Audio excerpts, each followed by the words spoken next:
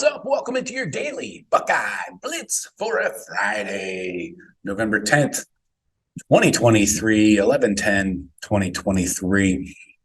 I'm your host, Joe from the Buckeye Cast. You know what we're talking about on Fridays. 5 keys to a Buckeye victory. All right. Hey, don't forget, hit the BuckeyeCast.com. Check out all of the Beat Michigan stuff. You're going to need to get that shit ordered fast, because it takes 7 to 10 days to get shipped. It's getting it from the printer to you this time of year. We're in November. Everybody's, getting their Christmas shopping in already. Black Friday's creeping up on us. So you got to order that stuff in advance in order to have it for game day. So keep that in mind. We've got an entire section at the BuckeyeCast.com of Beat Michigan stuff. We've got Harbaugh with clown paint on his face. We got the Harbaugh cheater shirt, which this story is going to be around for a while with him and Stallions and the rest of the crew. So check it out. Site-wide sale, everything you want. We're also on Etsy. Check out the Etsy shop if you prefer Etsy. All right. So let's get into it. It's November and it's football season. So that means it's also injury season, right? Across the country, it doesn't matter what program you're in, to some level, you're dealing with injuries. So perfect time to play Michigan State and Minnesota back-to-back. Let's get healthy.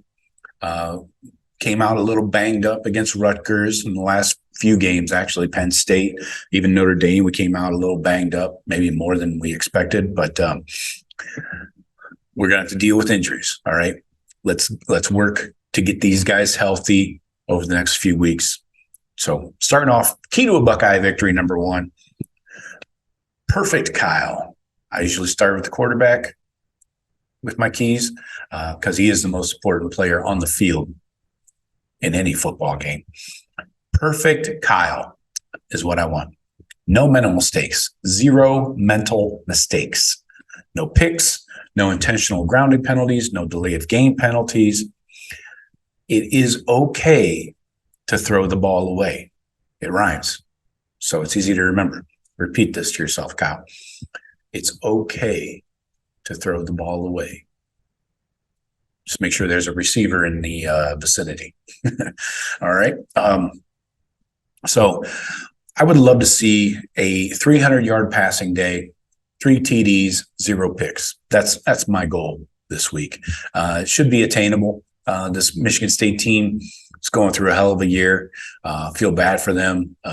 Tucker kind of, I don't know, let his dick do the deciding for him. So anyway, Kyle's he's averaging about 283 passing, 2.1 touchdowns per game, and 0.5 INTs per game. So this 300 yards and 3 touchdowns is not a stretch. So let's see it.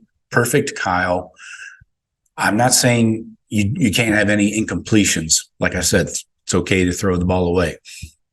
But let's not have any of these picks, penalties, dumb mental mistakes. All right. It's that time of year. It's game 10. It's time to, hone your game down and perfect it. All right. So we're chiseling down this rock into a almost formed quarterback. So let's see it, Kyle. All right. Key to a Buckeye victory, number 2. Efficient offense. And by efficient, I mean in all position groups on offense. We just talked about the quarterback, O-line, let's start there. I want to see mistake-free, no missed assignments. I'm focusing mostly on Fryer, Simmons, and Hinsman. These guys have been 3 weak points, especially last week. Josh Simmons had his best run blocking game was against Maryland. His best pass blocking game in Power 5 against a Power 5 team was Wisconsin. All right. Donovan Jackson had his best week overall this past week against Rutgers. He had his best run blocking week and his best pass blocking week. Carson Hinsman, the center. This guy is subpar across the board. Run blocking, he was at a 69 against Indiana. And then pass blocking, he was at a 72 against Maryland. Those are his best grades. That's not very high.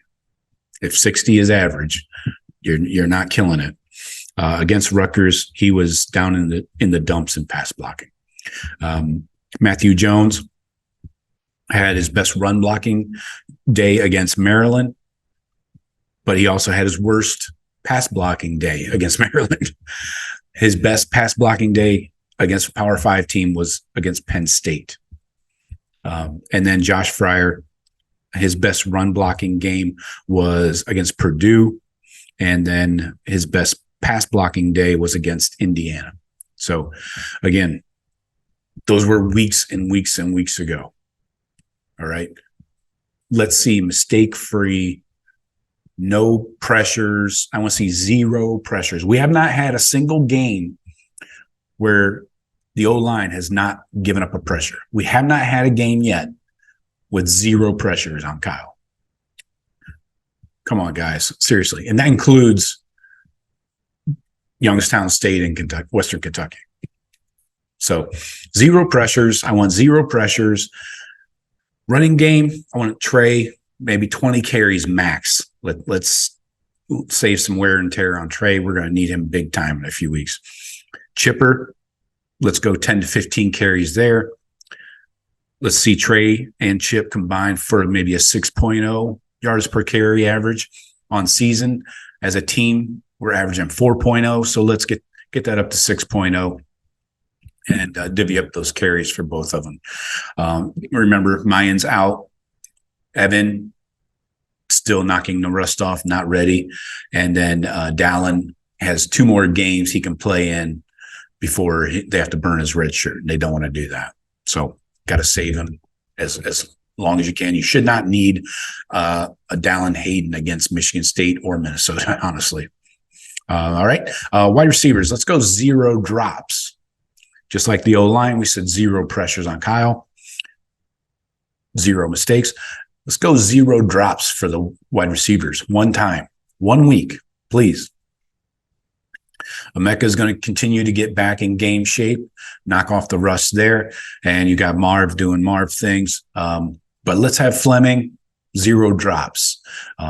Carnell Tate will be mixing in. Probably going to see some of the young guys later in the game. Brandon Ennis, maybe. So let's go 0 drops. Same with the tight ends. Will Cade be back? Let's make sure he is healthy. He's got the knee, he's got a wrist thing. So let's go ahead and rest Cade another week. It's fine. Let's go no drops, G. Scott, if you're starting tight end, and some better run blocking. Run blocking has to be better from the tight end position. Okay. And we'll see who fills in. If it's Patrick Gerd at the second tight end position, I don't think they want to burn Jelani Thurman's red shirt. Ryan Day didn't sound like he was interested in that the other day, Tuesday. So anyways, do you notice I'm wearing my Chris Spielman jersey? Thought I'd switch it up since we're talking 5 keys to a Buckeye victory. The only jersey I ever purchased. Not a big jersey guy, no reason. But I figured if I'm going to buy a jersey, Spielman's got to be the guy, right? I mean, one of the best players of all time in college football and at Ohio State, and he's one of the best dudes, best people off the field all time. Take it. He's a little crazy too, kind of like me. Anyways, let's go defense. So that leads us right into the defense. Be ready for another kitchen sink kind of game. You're going to see some trick plays, I would imagine. They're going to try some misdirection, I don't know if they'll do the double fumble Ruski thing, but they're going to try and, bleed clock just like Rutgers did, wind it down, and then pull some shit out of their ass. So be ready on defense. D-line, let's see a heavy rotation early and often. Let's get Kenyatta in there, Amari, Caden Curry. Let's see these guys. I mean, look at these snap counts. I know you can't see them, but I can read them to you. Our defensive ends, JT has almost played 500 snaps already. We're only in week 10. Sawyer, 423. Caden Curry and Kenyatta only 129 each. Mitchell Melton, you can get him in there earlier. He's playing in fourth quarters a bit. Abor just 18 snaps. He has played in 4 games, so there's no redshirting or anything like that. I think he redshirted last year anyways. Then interior guys, Tyleek. Tyleek has been a monster, 457 snaps total. Mike Hall, only 326. Ty Hamilton, 232. So you can see who's leading the way here. Tyleek is playing virtually every snap, and then Mike Hall and Ty Hamilton are kind of almost 50, not really 50-50, but maybe 60-40. So maybe get Jaden McKenzie in there. Hero Canoe has been chipping in some meaningful snaps. Let's get those guys in there. And what's going on with Taiwan Malone, Caden McDonald, these guys, the young guys, Jason Moore. Let's give the starters some rest. Tyleek, let's get him some rest. He doesn't need to play 60 snaps this week. Same with the linebackers. Tommy Eichenberg, 546 snaps. That's virtually every snap. Maybe get him out of there. Rest that arm. Steel Chambers, 451. Cody Simon, 195. I think you definitely could get Cody in there at the mic. Rest Tommy for a bit, and Steele, of course, will be in there. So rotate the linebackers, get Tommy some rest. Now in the secondary, you're going to be without Lathan Ransom for sure. Maybe Denzel Burke. We don't need those guys this week. Proctor should be back, so you still got some veteran presence back there, along with Sonny, of course, and then Hancock at the slot, the nickel. But so that probably means Jermaine Matthews is going to start at corner for Burke, possibly. Then you got Malik Hartford, the freshman, coming in at safety, and maybe Jihad Carter. We haven't seen much of him at all. If he's healthy, I think you'll see some Jihad Carter back there rotating in. So that's key to a Buckeye victory number 3, kind of a long one. You're welcome. That's what she said. Key to a Buckeye victory number 4. Let's get out healthy. Let's get out of this game healthy. Rest the starters after halftime. We have to be up by 4 touchdowns at the half, right? I mean, is that too much to ask? Let's see some of the young guys, the second string, third string at all positions. Is Devin Brown back? Is he able to just drop back once or twice and hand the ball off here or there in between that? If he's back and able to use that ankle, let's use him. Throw the ball around a little bit and mostly hand the ball off in the second half. So get out of the game healthy, rest the starters, get everybody some time off, this week and next. And key to a Buckeye victory number 5. I can't believe I'm saying this, but apparently this is a thing nowadays.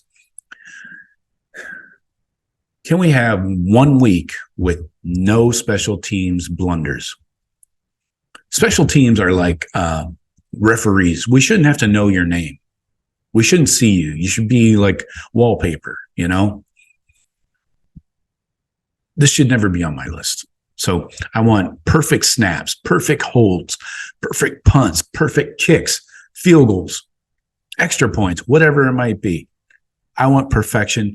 I don't want to know that Parker Fleming exists. Because every time I see botched communication, miscommunication, a bad snap, a bad fake, I have to think of Parker Fleming. I don't want to think about him. If I'm not thinking about him, it's a good day. So those are my keys to a Buckeye victory. Number 1, perfect Kyle. No mental mistakes. Number 2, efficient offense. Let's go mistake-free there as well. Number 3, defense. Be ready for another kitchen sink kind of game.